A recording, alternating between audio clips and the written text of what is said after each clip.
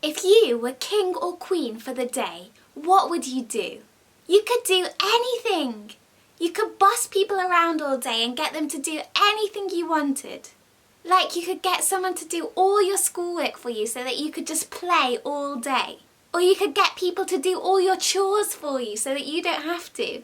Or you could order people to bring you snacks and drinks whenever you want. Being king or queen means that you're in charge. You can do whatever you want. Now, one of my favourite movies of all time is called Emperor's New Groove, and it's about a king and emperor who loves to boss people around.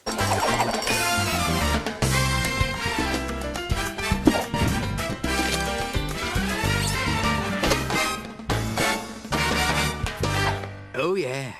There are despots and dictators, political manipulators. There are bluebirds with the intellects of fleas. There are kings and catty tyrants who are so lacking in refinements. Maybe better see this swinging from the tree. He was born and raised to rule. No one has ever been this cruel in 1,000 years of aristocracy. An enigma and a mystery in Mesoamerican history. The quintessence of perfection, that is he. Okay, see this palace? Everyone in it is at my command. Check this out. Butler. Chef. Theme song guy. Oh yeah! He's the sovereign lord of the nation. He's the hippest cat in creation. He's the alpha, the omega, A to Z. And this perfect world will spin around his every little whim. Cause his perfect world begins and ends with Me! What's his name? Cusco! The emperor has people doing everything for him. All he has to do is click his fingers and people will come running. He has a little kid rolling out a red carpet for him to walk on. There's a man who carries him up the stairs so he doesn't have to walk. He has loads of servants that do all his cooking and fan him and feed him any kind of food and drink that he wants whenever he wants it. He's the emperor, the king, and so everyone is serving him. Now I don't blame him. If I was the queen, I'd want people to tidy my room and servants to fetch me ice cream whenever I asked for it. Now, over the last few months, we've been looking in the Bible and hearing about how Jesus is the king of the whole world, God's king, the one who's in charge of everything. And so you'd think if anyone gets to have servants doing everything for them, it should be him. Imagine the stuff you could get people to do for you if you were the king of the whole world. If Jesus wanted to, he could just chill out on his throne all day, every day, while people fed him grapes and bought him things. But what Jesus actually does is so different. Listen to what it says in the Bible. It says, "The Son of Man did not come to be served, he came to serve, and to give his life as a ransom for many people." What did the King of the world come to do? He came to serve. Jesus is the opposite of the kind of king and queens that we would like to be. Instead of getting people to do things for him, he does things for other people.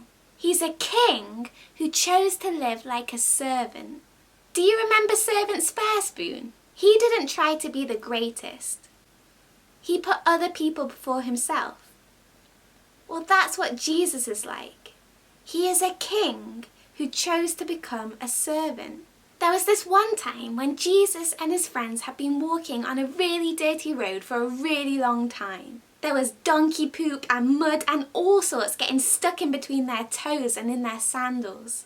And when they got to the place where they were having dinner, they had really gross, stinky, smelly, dirty feet. Normally in those times, they would have a servant who would wash their feet for them before they had dinner. But this time, it wasn't a servant who cleaned their feet. It was Jesus. The king of the whole world got down on his knees and cleaned the smelly dirt and stinky donkey poop off his disciples' feet.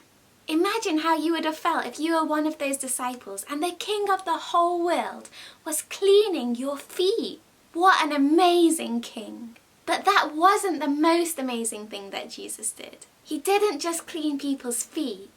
It says he came to give his life as a ransom for many people. A ransom is something that you have to pay to set a prisoner free. And the Bible says we are all like prisoners. We all tried to steal God's crown and put it on our own heads so we can be in charge. And the punishment for stealing God's crown is death. And so we're like prisoners, awaiting our punishment, awaiting death. The only way that we can be set free is if someone pays our ransom. But paying our ransom would mean someone would have to die instead of us. Someone would have to swap places with us so we could go free. And that's what Jesus, the King whose crown we tried to steal, did for us. He came to set us free. He came to die instead of us. You see, Jesus isn't like other kings. He is the king of the whole world, and he can do anything he wants. But what he wanted to do was set you free.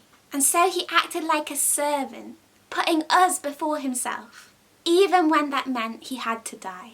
And so this week, when your mum or dad asks you to do the washing up, or when you're feeling really frustrated that no one's letting you get your own way, or when you're fighting with your brother or sister about who's going to have the last biscuit in the tin, remember your King. Remember Jesus, who didn't come to be served, but who came to serve you and to put you first, and then ask him to help you to be a servant like him. Let's do that now. King Jesus, thank you for choosing to be like a servant. Thank you for always choosing to put us before yourself, even when that meant dying for us. Please forgive us for when we put ourselves first. And please help us this week to choose to be servants like you. Amen. Here are some questions for you to chat about with your family. When you've finished answering the questions, you can click here to sing to Jesus, our servant King.